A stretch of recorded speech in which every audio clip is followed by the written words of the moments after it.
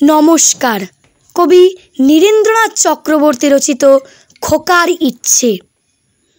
উঠতে বসতে বাবা হাঁকেন, বলবো তোকে কি আর, হতেই হবে তোকে দেশের মস্ত ইঞ্জিনিয়ার। মাথায় শুনে কন, খোকা তুই আমার কথা রাখ, ডাক্তারিতে হয় যেন তোর দেশ জোড়া নাম ডাক। জেঠু বলেন, কি হবে তুই, আমি সেটা জানি, তুই হবি এক নোবেল জয়ী বিখ্যাত বিজ্ঞানী।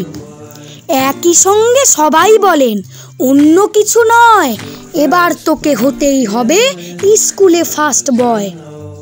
আমার ইচ্ছে ঘুড়ি ওড়াই, লাট্টু ঘোড়াই আর ক্রিকেট খেলি, সাঁতরে করি মস্ত দিঘি পার। কিন্তু সেসব করতে গেলে সবাই আসেন তেড়ে, সবাই বলেন মন্দে পড়ায়, এক্ষুনি সব ছেড়ে। কি আর বলবো, এখন আমার অবস্থাটা এই, লেখাপড়ায় দিন কেটে যায়, কিচ্ছু খেলা নেই।